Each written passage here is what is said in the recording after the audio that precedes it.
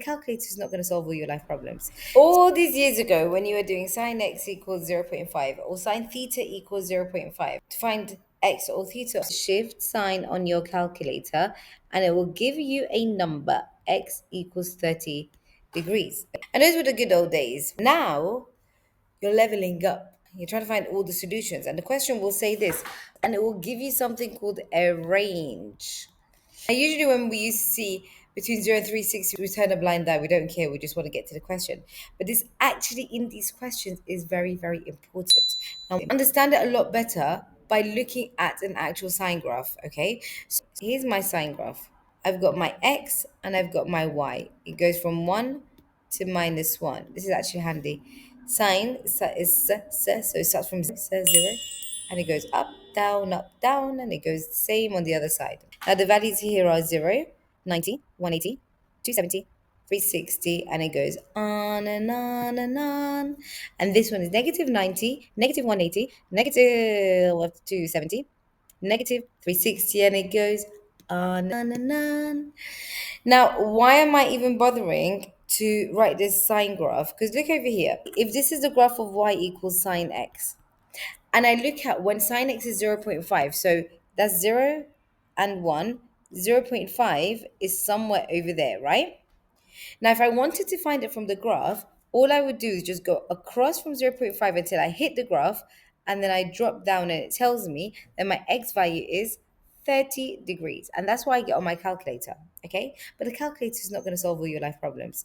So now you're going to go again to 0.5, and wherever it hits a part of the graph, that's also a value of x for sine x equals 0.5. So look, if I go at 0.5 and I go across over here, I hit the line and I go down.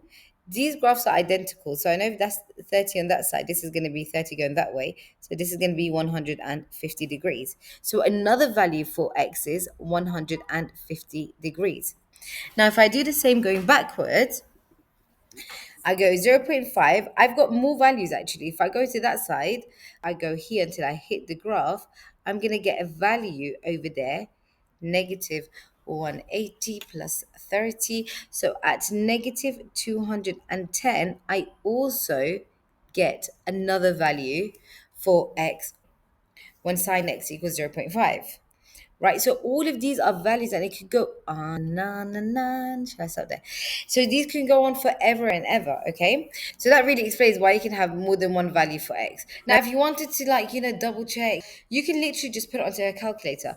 If I put sine 30, which is one of my values for x, I will get 0.5.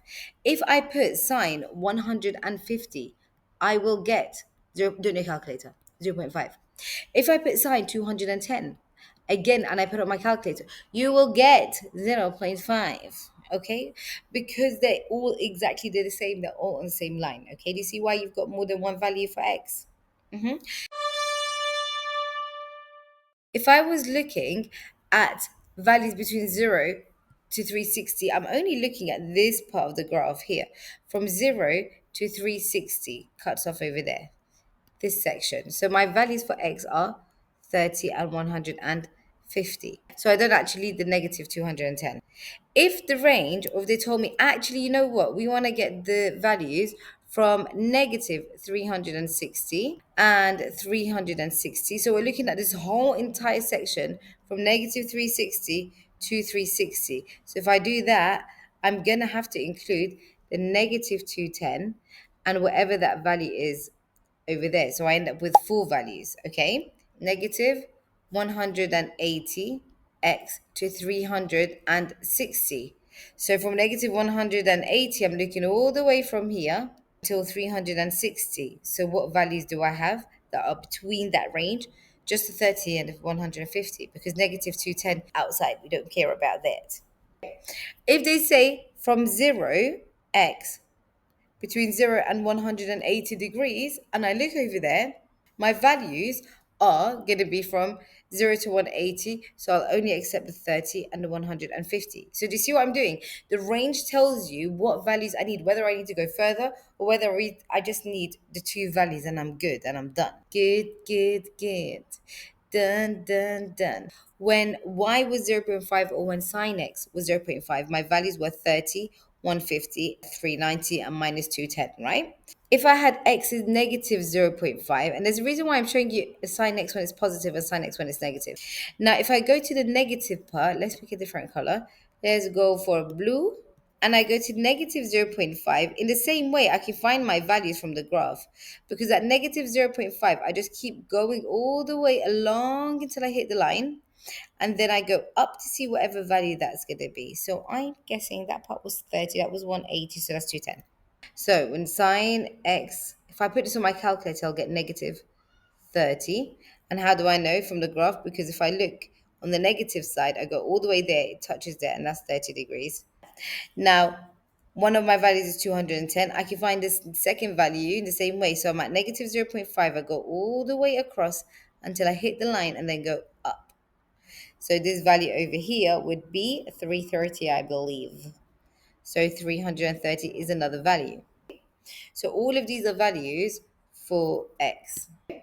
If I go to that side, again, I go all the way there and I go up, and then it'll give me my fourth value. Now, if you wanted to, like, double check, you can literally just put it onto a calculator. You see why you've got more than one value for x?